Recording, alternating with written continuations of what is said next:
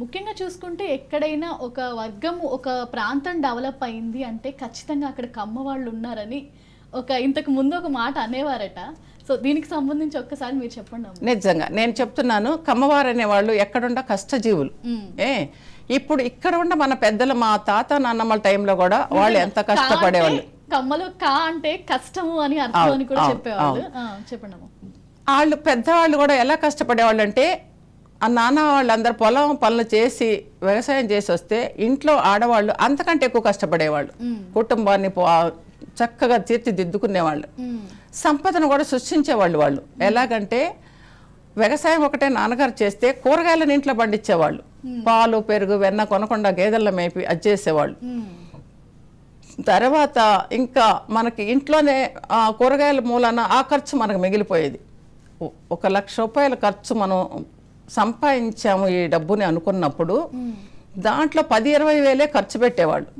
మిగిలిన డబ్బు దాసి పొలం వెంబడి పొలం కొందామా, ఇంటి పక్కన ఇల్లు కొందామా, ఎలా దీన్ని డెవలప్ చేద్దాం డబ్బు అనుకునేవాళ్ళు. కానీ ఎంజాయ్ చేసి ఖర్చు పెట్టేవాళ్ళు కాదు. కష్టజీవులు నిజంగా ఆడవాళ్ళు మగవాళ్ళు అందరూ కూడాను. వాళ్ళ పెద్దవాళ్ళు ఎవరింటికి వచ్చినా భోజనం ఏర్పాటు చేసేవాళ్ళు. మనకున్న దాంట్లోనే భోజనాలు ఏర్పాటు చేసేవాళ్ళు వాళ్ళకి. ఎనీ టైం ఎనీ క్యాస్ట్ ఎవరు వచ్చినా భోజనం పెట్టేవాళ్ళు. ఆ రోజుల్లో ఇలా భోజనాలు ఎక్కడ పడితే అక్కడ దొరికేవి కాదు, చాలా కష్టం ఉండేది ఫుడ్కి. అలాంటప్పుడు కూడా వాళ్ళు చేసిన పుణ్య ఫలమే ఈనాడు ఈ క్యాస్ట్కి ఎక్కడికి పోయినా ప్రపంచవ్యాప్తంగా మన పిల్లలు ఎంతో మంచి పేరు తీసుకొచ్చారు. ఇప్పుడు అమెరికాలో ఉన్న మన పిల్లలు కూడా మనకంటే ఎక్కువ కష్టాలు పడుతున్నారు. సంపదను సృష్టించారు అక్కడ కూడా. ఈ కమ్మవారి పిల్లలే కావాలి అనేట్టుగా అక్కడ వాళ్ళు కూడా మన కోసం ఎదురు చూస్తున్నారు. ఇది నిజం. నేను చాలాసార్లు వెళ్ళొచ్చాను. ఇవన్నీ నేను అనుభవం పూర్వకంతో చెప్తున్నా. నేను చెప్పే ఏది కూడా కరెక్ట్గా ఉంటేనే చెప్తాను. ఇది నిజం. పూర్వకాలం నుంచి కూడా ఏ రంగంలోనైనా, ముఖ్యంగా వ్యవసాయం అయినా, విద్య అయినా, వైద్యం అయినా, అన్ని రంగాల్లో కష్టంతో ముందుకు వెళ్ళిన సంఘంగా కమ్మ సంఘానికి నిజంగానే ఆ పేరుంది. ముఖ్యంగా ఈ రోజు హరిదాస్ కీర్తనలు కూడా ఈ నెల రోజుల పాటు ఇంచుమించు ప్రతి గుమ్మంలోనూ వినిపిస్తూ ఉండేది. కానీ అది కొంచెం సిటీలో తక్కువ ఉంటుంది. ఇప్పుడు సిటీలో ఎవరుంటారమ్మా?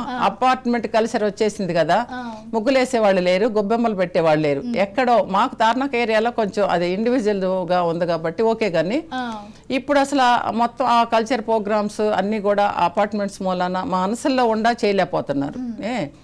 ఆవుపేడ దొరకదు, గొబ్బెమ్మలు పెట్టలేము, పెద్ద పెద్ద ముగ్గులు వేయలేము. ఒక చిన్న ముగ్గు ఎవరో వాచ్మెన్ వాళ్ళ భార్య అని ఎవరో వేస్తున్నారు, ఇంతే. అందుకనే ఈ కల్చర్ ఇలా వెళ్ళిపోతుంది మనకి, మన దాటి మన ఈ జనరేషన్ పిల్లలకి అసలు తెలియట్లేదనే ఉద్దేశంతోనే ఇక్కడ ఏర్పాటు చేయటానికి ఈ మంచి సంకల్పం ఇది.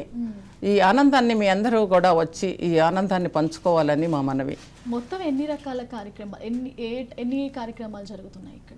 ఎన్ని ఆటలకు సంబంధించిన పోటీలైనా అయి ఉండొచ్చు, లేదంటే ఆటల పోటీలు అన్నీ ఉండయి ఇక్కడమ్మా. కొన్ని కార్యక్రమాలు మంచి మంచి కార్యక్రమాలు ఏర్పాటు చేశాము.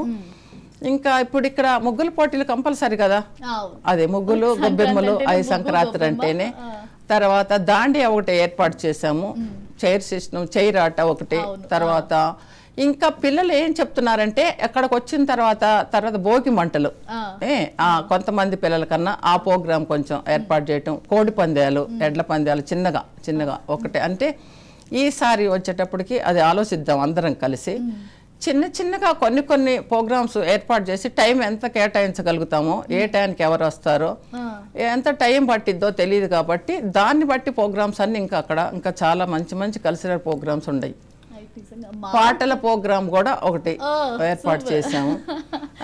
అది మారుతున్న కాలానికి తగ్గట్టు కమ్మ సంఘం వాళ్ళైనా, లేదంటే మీ సామాజిక వర్గం వాళ్ళని ఎప్పుడు అప్డేట్ అవుతూ ఉంటారు. అందుకే ఎప్పుడు చూసినా ప్రతి వ్యవస్థను కలుపుకొని పోయే అంశం ఎందుకు వచ్చింది అంటే, ప్రతిదీ ఇప్పుడు అప్డేట్ అవుతున్నారంటే ఖచ్చితంగా వాళ్ళు అందులో ఉంటారు.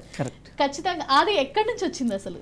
ఇది ఇలా ఎందుకు వచ్చిందంటే, ఇది మా కల్చర్లోనే వచ్చిందమ్మా. ఇది ఫస్ట్ నుంచి మా నాన్నగారు తాతగారు మా ఇంట్లో పనిచేసి అరకాస్ అని ఉండేవాడు. వర్షాకాలంలో వచ్చి నాన్న దగ్గర కూర్చొని నువ్వు అన్నం తిన్నావా అని అడుగుతారు. ఫస్ట్ రాగానే నువ్వు అరకాస్ అన్నం తిన్నావా అని అడిగేవాళ్ళు. అడిగినప్పుడు తినలేదంటే ఫస్ట్ అమ్మనో నాన్నమ్మనో పిలిచి ముందు అరకాస్కి అన్నం పెట్టండి అనేవాళ్ళు. ఫస్ట్ ఇంట్లో ఎవరు వచ్చినా సరే అన్నం పెట్టించేవాళ్ళు. ఉన్న దాంట్లోనే నావకాయకి ఉన్నట్లు అంటే 10 రకాల కూరలతో పెట్టకపోయినా ఉన్న దాంట్లో అన్నం పెట్టించేవాళ్ళు. తర్వాత ఇంట్లో వడ్లు ఉండయ్యరా అందరూ, అంటే బియ్యం ఉండయ్యా అని అడిగేవాళ్ళు. లేదంటే ఓ బస్తా వడ్డీ తీసుకెళ్ళు అని. గేదెలకు మేత ఉందా, వర్షాకాలంలో ఇబ్బంది పడేవాళ్ళు, అది ఇచ్చేవాళ్ళు. తర్వాత ఆదుకోవటానికి చిన్న చిన్న విషయాలకు అన్నిటికీ ముందుకు వచ్చేవాళ్ళు.